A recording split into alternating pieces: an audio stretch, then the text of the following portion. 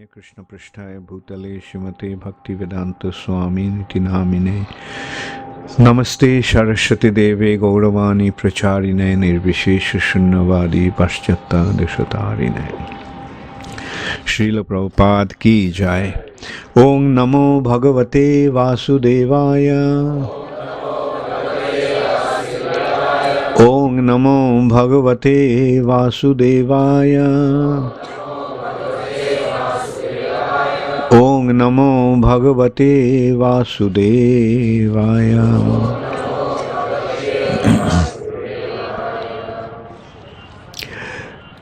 So, reading from Srimad-Bhagavatam, first canto, first chapter, text 14. We are starting the class quite late today, and we also need to finish the class quite early. So, I'll just read through the verse. We won't repeat it together.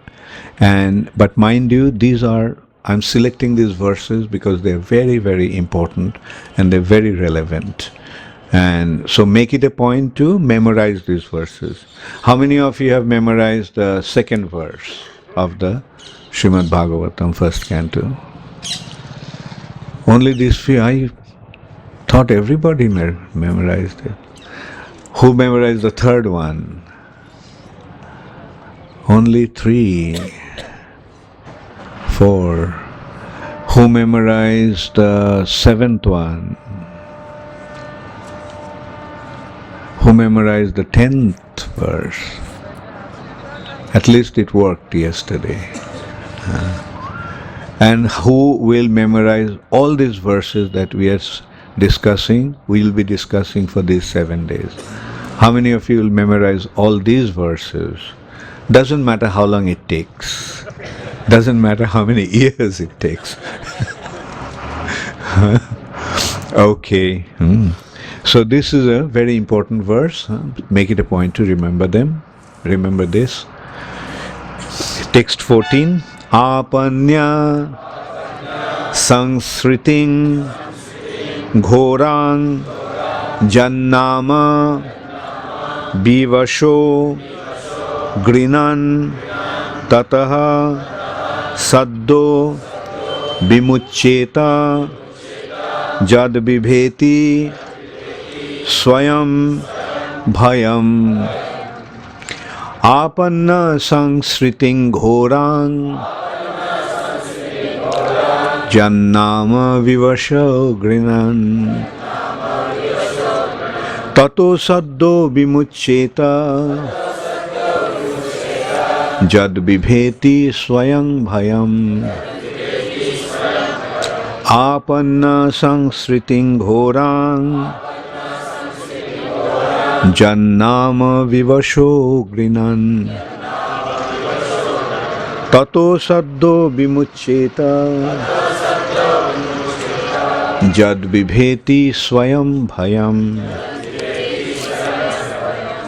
Translation by His Divine Grace, Srila Prabhupada. Living beings who are entangled in the complicated meshes of birth and death can be freed immediately by even unconsciously chanting the holy name of Krishna, which is feared by fear personified. Please repeat after me. Living beings who are entangled in the complicated meshes of birth and death can be freed immediately by even unconsciously chanting the holy name of Krishna, which is feared by fear personified. Purport by Srila Prabhupada. Vasudeva, Lord Krishna, the absolute personality of Godhead, is the supreme controller of everything. There is no one in creation who is not afraid of the rage of the Almighty. Great Asuras like Ravana, Hiranyakashipu, Kamsa and others who are very powerful living entities were all killed by the personality of Godhead. And the Almighty Vasudeva has empowered His name, powers of His personal self. Everything is related to Him, and everything has its identity in Him. It is stated herein that the name of Krishna is feared even by fear personified. This indicates that the name of Krishna is non-different from Krishna. Therefore, the name of Krishna is as powerful as Lord Krishna himself. There is no difference at all. Anyone, therefore, can take advantage of the holy names of Lord Shri Krishna even in the midst of greatest dangers. The transcendental name of Krishna, even though uttered unconsciously or by force of circumstances, can help one obtain freedom from the hurdle of birth and death. So, we are progressively moving forward. The first thing, what was the first discussion we had? What are the Vedas? Then the second day, the discussion was the qualification of studying the Vedas or relishing the Vedic literatures or the essence of the Vedic literatures, Srimad-Bhagavatam.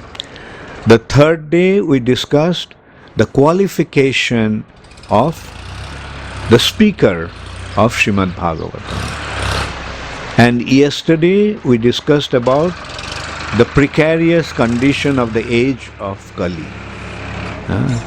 the very dangerous situation of this age of Kali. And today what we are discussing, although the situation of the age of Kali is very precarious, but by taking shelter of the holy name of the Lord, we can very easily overcome those difficulties. Apanna sangsriting ghorang Jan Namo Vivasha Grinan. Vivasha Grinan means unconsciously chanting. And we discussed that yesterday. How many of you remember Ajamil's story? So wasn't it a wonderful example? Ajamil didn't chant the name of the Lord. Ajamil called his son by that name. But as a result of that, the Vishnudutas came and drove away the Jamadutas and rescued Ajamil and gave him a second chance. So today we are also getting that concept affirmed in the Srimad-Bhagavatam. Jannamo Vivasha Grinan. Even if his name is chanted Vivasha, unconsciously, still it will have its effect, so much so that the fear personified himself is afraid of the holy name of the Lord. Okay, here few points are coming in. Like one consideration, very important consideration, is fear personified. We know that there is a thing called fear, and we all experience that. But the personification of that personality, personification of fear, well, this is the Vedic wisdom. In the ultimate consideration, everything is a personality. Every aspect of the energy or mood or emotion also has a personification. Just like, at least in English or in the Western culture, we can see that it has been accepted. Who is love personified? Cupid.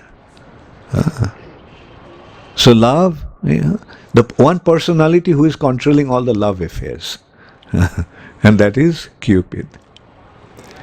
And there is a personality who is also controlling fear. He is the controller of fear, so he is the fear personified. He is a person who generates fear. There is a person who generates a river, Ganga, Jamuna, Saraswati, Narmada, Kaveri, Sindhu, Shipra. The river here, you'll see that river. So, in this way, in the ultimate sense, these are all personalities. And beyond that is the consideration of the spiritual reality and the supreme personality of Godhead. God is a person, and He is endowed with inconceivable potency. Don't you use the expression in English? Almighty. Might means what? Strength, power. And He is all-powerful. In Latin, the expression is omnipotent. Omniscient. He knows everything. Omnipresent. These are the qualities of the Lord. So the person who is all-powerful, can he do everything? Can he invest all his potency in the holy name? Can he do that? And he has done that. So with that understanding and with that faith, we have to approach the holy name. We shouldn't think it's just some name, some sound, and some mantra, and that we have to chant, and we have to chant 16 rounds every day. Otherwise, temple president will get on my case. No, we must chant it for our own benefit in order to develop our relationship with the Supreme Personality of Godhead. And then another consideration comes here about dependence upon the Supreme Personality of Godhead, no matter in whichever form He manifests Himself. Like just now we had the darshan of the deities in the temple. Who are those personalities on the altar? The Supreme Personality of Godhead.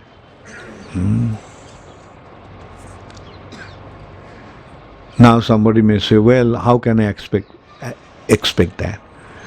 Now again, we can go back to that concept. If God is omnipresent, if God is present everywhere, can He be present there? That is the difference between us and Him. We are not omnipresent. Like my picture and me are not the same personality. It's different. But still we feel some sort of affinity towards the picture, some sort of emotion. When somebody is close to us and we see the picture, we feel that some emotions towards that person. That reminds me, once someone was criticizing one very important person, a very big position in the government. Long time ago actually. He was either the minister or the general of the king. And he was telling some sadhu about the criticizing, why do you worship the deity? What are you in the temple? This is all murti puja, this is idol worship. And so he tried to make him understand, no, this is the Lord Himself. Should not think that it is idol. And a devotee feels, he sees Him as the Supreme Personality of Godhead, that's why he worships Him. But still the person continued to argue with him. So he saw a picture there.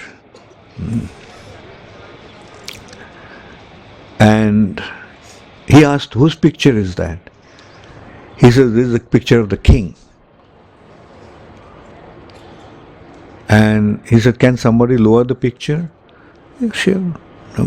So he looked at it, just spat on the picture. Then he put it on the floor and started to kick it. And that person became completely enraged. About to beat him, he said, look, it's just a picture. But it's the king.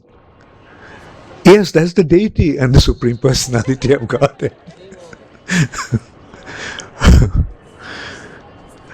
I mean, even if we don't accept that he is present in the deity, but the devotee's emotions are there attached to him because of his love for him.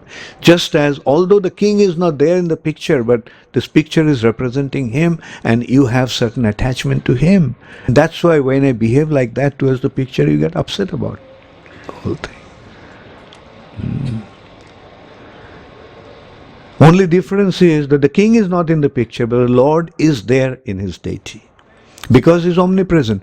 Is the king omnipresent? No. But the Lord is omnipresent. So he is present even in his picture. He is present even in his holy name. That is how we have to look at the holy name of the Lord.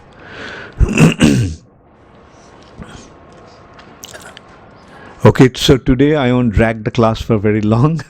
I'll give 10 minutes for question answers, and then you'll take your breakfast. And then go for your parikrama, pilgrimage of Ujjaini, Avanti Nagari. Any question? Devahuti?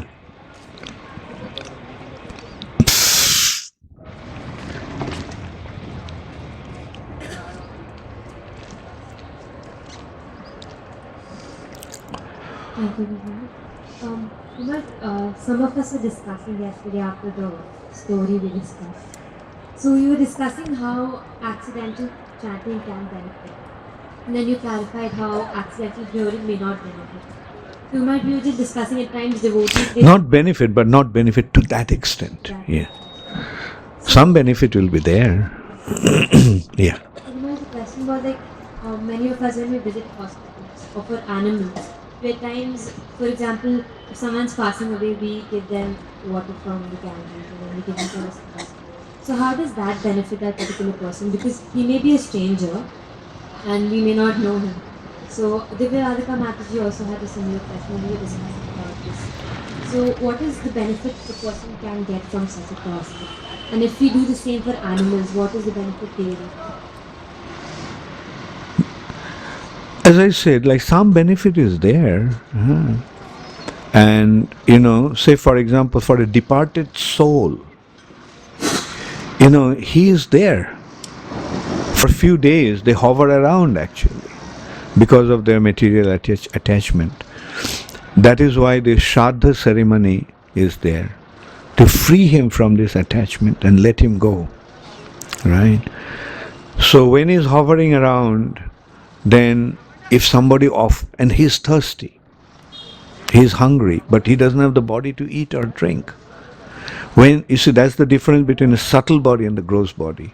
Subtle bodies have the desires, but they don't have the means to fulfill those desires. That's why the subtle body means ghosts, in one sense. So they have the hunger, they have thirst, but they cannot eat, they cannot drink. But when somebody offers it to them, they feel kind of, in a subtle plane, they get that satisfaction of drinking. And what to speak of Krishna Prasad? They get delivered by taking Krishna Prasad. Answers your question? Did it answer Divaradika's question also? Divaradika? Clear?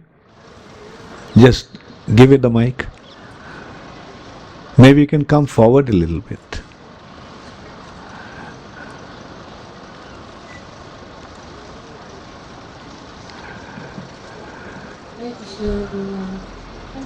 Very much what Devavati asked, but also, for instance, if we're in the hospital and somebody is about to leave their body, we don't have any information about their spiritual background. So how can we help them at the time that they are leaving their body? Oh, I see. How can we help somebody in the hospital who is about to leave his body? At least go and chant Hare Krishna. Right. Or give some Ganga water. Right. Or tell them that, when they're cremating the body, they can put some tulasi in contact with the body. So this is how we can generate the good fortune. We can even tell them after the cremation, you can take the ashes and take it to the river in the Ganges and Jamuna. Like that, by giving now, and these are the different arrangements of the Lord to benefit the living entities. Ganga, Tulasi, holy name. Very good that you're thinking of benefiting those people. Thank you. Any other question? Yes, Ananda.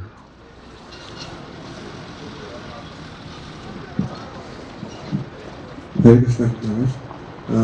You mentioned that every aspect has the personality which controls that emotion, or like fear personified. But you didn't mention who was the personality who controlled the fear. Is it Yamraj or is?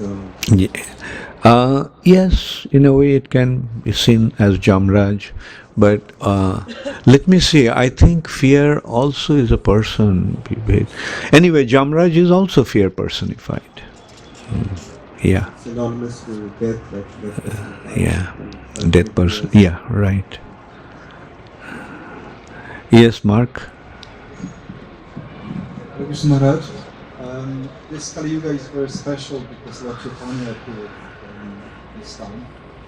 He is the most merciful avatar of the Lord. Why doesn't he appear in every Kali Yuga? Living entities have to wait so long. Because in every Kali Yuga, living entities are not as fortunate as we are. See, the Lord, He reveals, like I can go a little deeper into that. The Lord reveals His Braja Leela only once in a day of Brahma. He doesn't do that every Kali Yuga or every Dwapar Yuga. Because, anyway, we have to leave it at that. That's how He wanted it. Like, we can't ask a big man why he did that. That's how He wanted it. So He comes only once in a day of Brahma. So, now Braja Leela is very special. Generally, people don't have any information of Vrindavan. They think that spiritual sky is Vaikuntha. But they don't have any information that there is a region beyond Vaikuntha, which is Vrindavan. So now He revealed His Braja Leela, Vrindavan pastime, but now He is considering that how anyone will understand the special aspects of Braja Leela. Therefore, in order to make them understand, He comes in the following Yuga, Kali Yuga, to give them the knowledge and show them the way to how to go there. Okay? Thank you. Just for information that some people are diseased by cancer or TB, so they also have personified disease, cancer.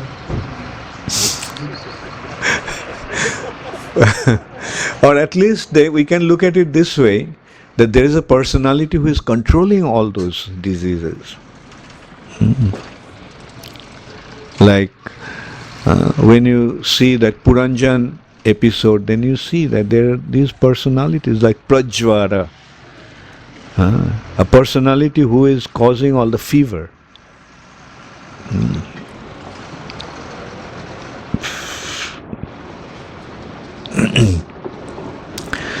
Okay, yes. Yesterday you mentioned this. When you want to clap, it needs two hands. If one hand comes for clapping, the hands go away. There is no question of clapping. That is why if someone comes to us with an anxious mode, if we keep ourselves away, there is no question of quarrel. But it is practically, theoretically I am assuming this, but when practical it appears, I cannot tolerate as much. But after 5 That's your problem. So you are not shifting the hand, you are keeping the hand. Okay, come. After 5 minutes I can realize this, I should not do this, but instantly I cannot tolerate this. Okay, so after 5 minutes you say, I'm sorry. And tell him that, what's the point in fighting? Why are you quarreling? You want this? Okay, go ahead and do it. You want me to become humble? Fine, I'll become humble. Alright? That is a devotee. Ananda Krishna Prem.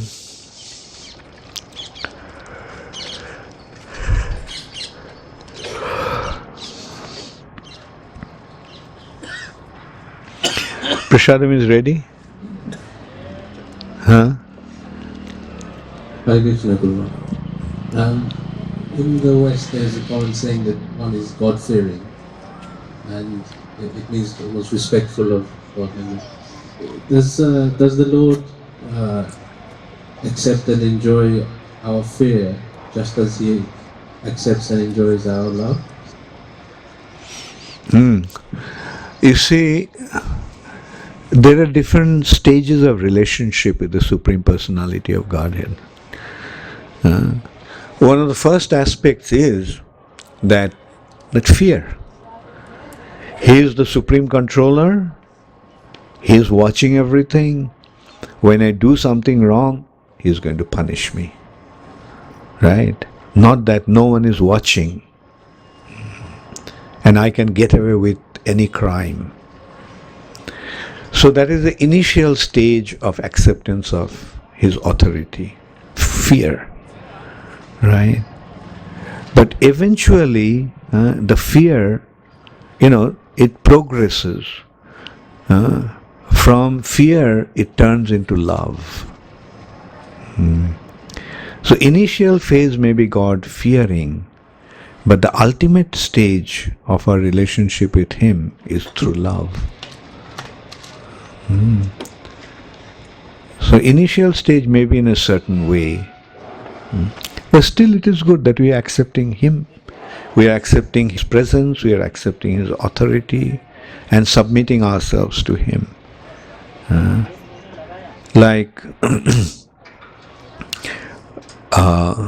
When we see Him as a judge, like He's a stern, judge who is judging our actions. And we are afraid if we do something wrong, He will punish us. Right? But then, seeing Him as a judge, seeing Him as a controller, gradually, transforms into more and more intimate relationship. The next consideration is that He is the Father. Even more advanced consideration is He is a friend. Even more, or rather friend can be friendship. I'm sorry, the friendship is actually before that. The first, He is a friend. He is a father. But in Christianity there is no concept of friendship. That's why I was thinking that. Like He is a father. But then when He comes even closer, He is a friend. Then He develops a consideration, He is a lover. He loves me. Not He's just judging me, my actions, as a judge or the witness. More advanced stage, we see Him as He's a lover, He loves me. And then consideration of responding to that love. In this way, the concept or our relationship with Him develops into a more intimate relationship. Okay, so